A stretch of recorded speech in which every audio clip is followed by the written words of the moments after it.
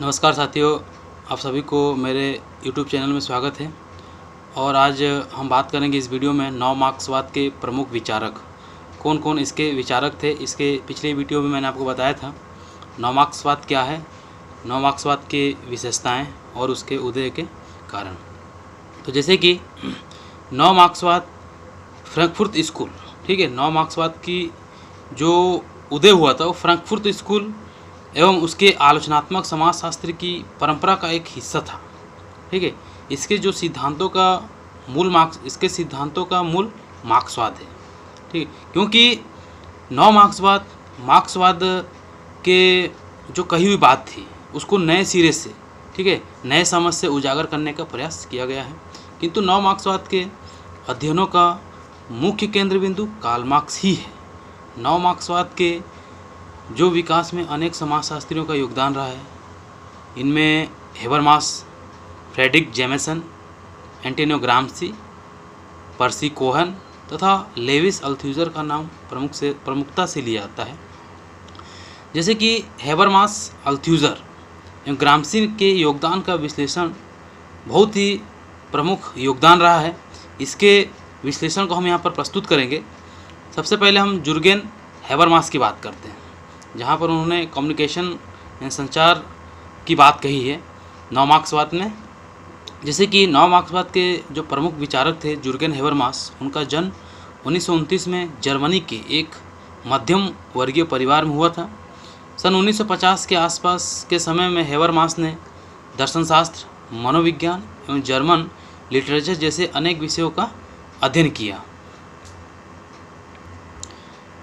सन 1956 में Habermas Frankfurt शोध संस्थान में आए तथा एडेनो के साथ सहायक के रूप में कार्य भी प्रारंभ किया। किंतु इस संस्थान में क्या हुआ, चेयरमैन होरखेमर से विवाद हो जाने कारण, ठीक है, हेबरमास का जो फ्रैंकफर्ट स्कूल के जो चेयरमैन थे होरखेमर, उसके साथ विवाद हो जाने के कारण इस संस्थान को उन्होंने छोड़ दिया। हेबरमास ने उस संस्थान को छोड़ दिया और सन 1961 और 64 तक हेबरमास हेडलबर्ग यूनिवर्सिटी में दर्शनशास्त्र के प्रोफेसर रहे। इसके बाद हेबरमास ने 1971 तक फ्रैंकफर्ट यूनिवर्सिटी में दर्शनशास्त्र और समाजशास्त्र के प्रोफेसर पद पर भी कार्य किया।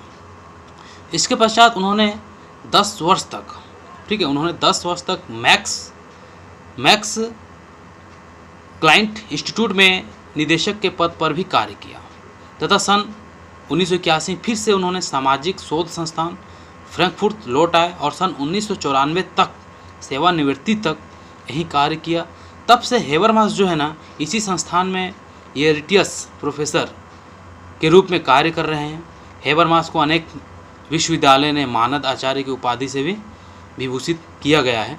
उनकी कुछ पुस्तकें हैं, जैसे कि the structure transformation of the public sphere, ठीक है, जो उनकी बुक का नाम है the structure transformation of the public sphere, सार्वजनिक क्षेत्र में संप्रेषणात्मक। तो इसी बुक के माध्यम से उन्होंने सार्वजनिक क्षेत्र का भी अध्ययन किया था।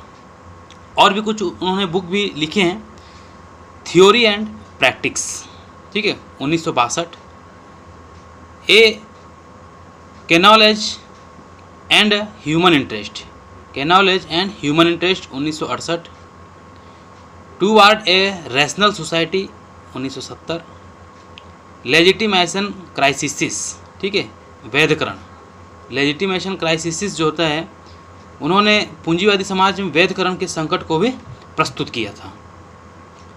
फिर communication and the evolution of society, communication and the evolution of society, और उन्होंने संचार साधनों का भी विकास किया, संचार का भी प्रयोग किया था।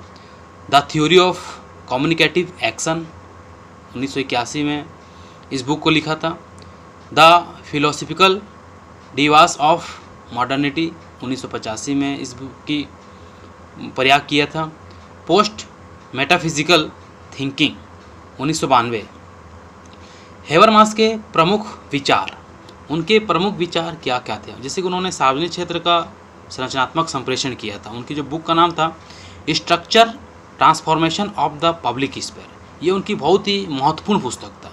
तो हेबरमास ने वैसे तो अपने प्रत्येक पुस्तक में, ठीक है, किसी न किसी प्रकार का प्रतिपादन तो किया ही। यहाँ पर हेबरमास ने 3 प्रमुख विचारों पर भी बल दिया था। एक हो गया सार्वजनिक क्षेत्र का संरचनात्मक संप्रेषण, जो उसकी बुक का नाम था structure transformation of the public sphere. फिर हो गया पूंजीवादी समाज में वैधकरण का संकट, पूंजीवादी समाज में वैधकरण का संकट को देखा, तथा प्रणाली और जीवन जगत का संक्षिप्त उल्लेख भी किया था। ये उसकी 3 प्रमुख विचार थे, किसके? हेबरमास के। सबसे पहले हम देखते हैं सार्वजनिक क्षेत्र का संरचनात्मक संप्रेषण क्या है इसमें। तो हेबरमास एक नव मार्क्सवादी विचारक थे। उन्होंने आलोचनात्मक सिद्धांत के माध्यम से फ्रैंकफर्ट स्कूल की परंपरा को आगे बढ़ाया। इसी कारण हेबरमास के जो अनेक विचारों का आधार मार्क्सवाद रहा है, ठीक है। हेबरमास के अनेक जो विचारक थे सब मार्क्सवाद रहा है। उन्होंने मार्क्स के विचारों की जो व्याख्या की एक नए संदर्भ से की है, अर्थात मार्क्स के विचारों में संशोधन भी किया है, पूंजीवाद को आधुनिक संदर्भ में भी देखा है, तथा उनका सार्वजनिक क्षेत्र का विश्लेषण भी पूंजीवाद के प्रभाव से अछूता नहीं है। और अपने सार्वजनिक क्षेत्र के विश्लेषण संबंधी विचार हेबरमास ने अपनी प्रथम रचना स्ट्रक्चर, याद रखिएगा, हेबरमास ने अपनी प्रथम रचना structure transformation of the public sphere में प्रतिपादित किए हैं, जो सन 1962 में प्रकाशित हुई थी। सामाजिक क्षेत्र शब्द का जो प्रथम दृष्टया देखने पर लगता है कि हेबरमास ने औद्योगिक व्यवस्था में, ठीक है, उन्होंने औद्योगिक व्यवस्था में सार्वजनिक क्षेत्र के उद्योगों की विवेचना पूंजीवाद के संदर्भ में ही की है, परंतु ऐसा नहीं है। सार्वजनिक क्षेत्र के रूप में हेबरमास ने समाज को सामाजिक जीवन को चित्रित किया था। हेबरमास ने समाज के सामाजिक जीवन, ठीक है, सार्वजनिक क्षेत्र के रूप में उन्होंने समाज के सामाजिक जीवन को चित्रित किया था। जैसे कि हेबरमास कहते हैं, एक समय ऐसा था जब लोग एक स्थान पर एकत्रित होते थे, अपने जीवन की समस्याओं को सभी के सामने प्रस्तुत करते थे और उन समस्याओं पर चर्चा करते थे। तो जैसे कि हम देखते हैं इस व्यवस्था किस समय का था, पारंपरिक व्यवस्थाओं पर आधारित था। कुल मिलाकर किसी भी सामाजिक समस्या के प्रति एक जन चेतना जागृत की जाती थी, ठीक है। इसी जन चेतना के कारण समस्या को हल कर लिया जाता था तथा शोषणकारी शक्तियाँ निर्बल हो जाया करती थी। इस प्रक्रिया में, ठीक है, जाति, धर्म, संप्रदाय इत्यादि तत्वों को कोई महत्व नहीं दिया जाता था। समस्या का समाधान सर्वोपरि था, ठीक है। तो इसी प्रकार हेबरमास की जो समाज की जो सामाजिक जीवन के प्रति जो व्यवस्थाएं थी वो किस प्रकार था, इतिहास के आधार पर उदाहरण देते हुए हेबरमास बताते हैं कि यूरोप में 18वीं शताब्दी में कई सार्वजनिक संगठन मंच अस्तित्व में थे। इन संगठनों में मंचों के माध्यम से किसी भी सामाजिक समस्या पर चर्चा की जाती थी तथा समस्याओं को सुलझा लिया जाता था। इन संगठनों में मंचों की शक्ति का अनुमान इसी से लगाया जा सकता है क्योंकि सामंतवादी संरचना को भी निर्बल कर दिया था। यह सार्वजनिक संगठनों एवं मंचों की शक्ति का ही परिणाम था, ठीक है, जहां समाज का प्रत्येक वर्ग सार्वजनिक क्षेत्र की चर्चा में सहभागिता करता था। वहीं हेबरमास का कहना था, समय परिवर्तन के साथ सार्वजनिक क्षेत्र की अवधारणा निर्बल होने लगी। जिस प्रकार समय में परिवर्तन होते गए वही सार्वजनिक क्षेत्र क्या है, उसका पतन होने लगा। 19वीं शताब्दी में पूंजीवाद के विकास और राज्य की शक्ति में वृद्धि ने, पूंजीवाद के विकास, राज्य की शक्ति, जहाँ मतलब नौकरशाही ने सार्वजनिक क्षेत्र के महत्व को कम कर दिया। इस संबंध में हेबरमास जो है ना बेबर का उल्लेख करते हैं। जहाँ पर सार्वजनिक क्षेत्र का महत्व कम हुआ वहीं पर हेबरमास बेबर का भी उल्लेख करते हैं। कहते हैं कि विवेकीकरण एंड नौकरशाही, रैशनलाइजेशन एंड ब्यूरोक्रेसी ने 19वीं शताब्दी में समाज में क्या है पसार कर पूंजीवाद को विकसित किया। उन्होंने 19वीं शताब्दी में विवेकीकरण और नौकरशाही अपने पैर पसारकर पूंजीवाद को विकसित कर दिया, मनुष्य के शोषण को प्रोत्साहित कर दिया। बेबर के विचारों को अपने शब्द देते हुए हेबरमास कहते हैं, सार्वजनिक क्षेत्र के समापन, ठीक है, उसका मतलब कि मृत्यु का सबसे बड़ा 2 कारण थे। एक हो गया पूंजीवाद के विकास के कारण मानव स्वतंत्रता का हनन हुआ तथा नौकरशाही के विकास के कारण राज्य की व्यक्ति पर प्रभुत्व, स्वतंत्रता का हनन तथा नौकरशाही के विकास के कारण राज्य की व्यक्ति पर प्रभुत्व, ये सब क्या सार्वजनिक क्षेत्र को समाप्त कर दिए। वही हेबरमास की आशा है कि सार्वजनिक क्षेत्र पुनः जीवित होगा जिससे मनुष्य फिर से स्वतंत्र होगा और राज्य की शक्ति में दास होगा।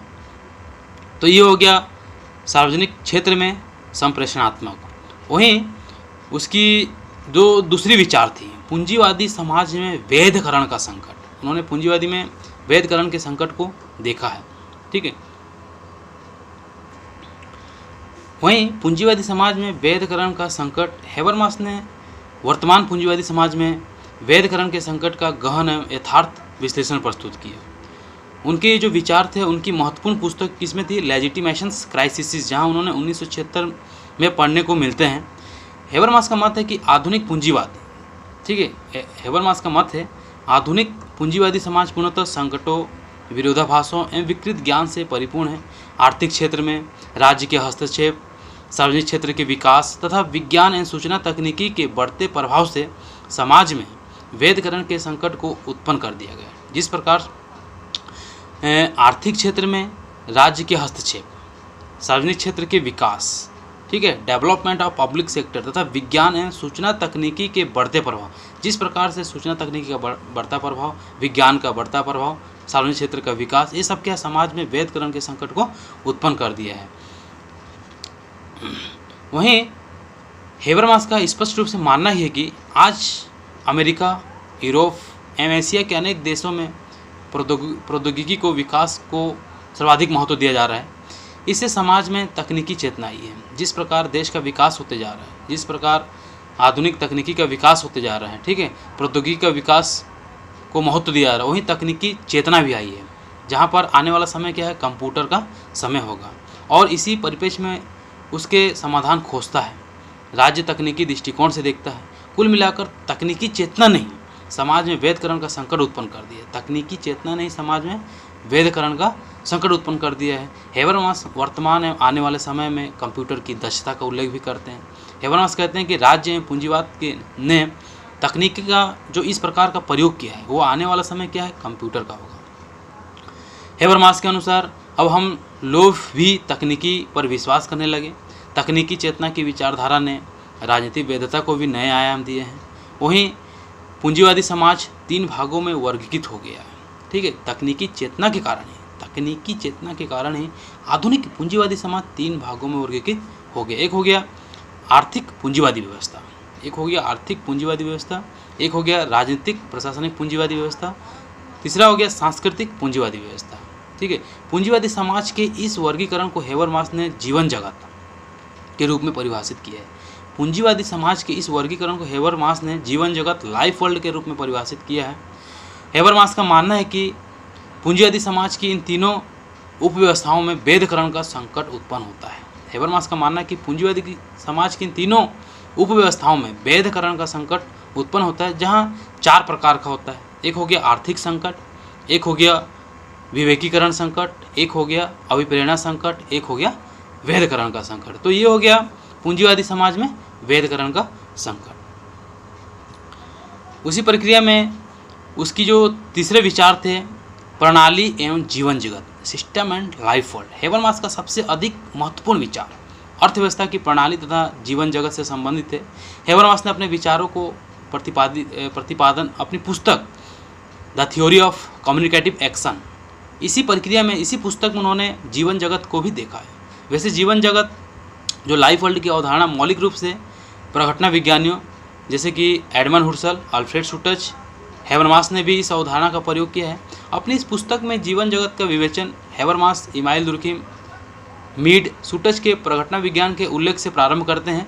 सुटच के विचारों की आलोचना भी करते हुए हेबरमास कहते हैं, उन्होंने सुटच के विचारों की आलोचना भी की है, क्योंकि सुटच उसे मानव जीवन जगत की दैनिक जीवन के आसपास घूमता हुआ देखा। सुटच के विचारों की आलोचना भी करते हुए मतलब कहना यह है कि सुटच का ये मत त्रुटिपूर्ण है कि मानव का जीवन जगत उसके दैनिक जीवन के आसपास घूमता है। यह जीवन वृत्त के द्वारा निर्धारित की गई एक ऐसी स्थिति है जिसमें व्यक्ति का प्रवेश उसकी इच्छा के विरुद्ध होता है। इस विश्व के प्रति हमारी कोई धारणा पूर्व निर्मित नहीं होती है। हेबरमास का अपना मत यह है कि जीवन जगत चेतना एक क्षितिज है जिसमें निजी एवं सार्वजनिक दोनों क्षेत्रों में सम्मिलित होते हैं। इस प्रकार हम हेबरमास के 9 मार्क्सवाद पर जो विचार दिए थे, इस चीज़ को पढ़ा। अगले ही वीडियो में हम और भी लेकर आएंगे अल्थ्यूज़र के बारे में, लुइस पियरे अल्थ्यूज़र को पढ़ेंगे और एंटोनियो ग्राम्शी को पढ़ेंगे। ठीक, धन्यवाद।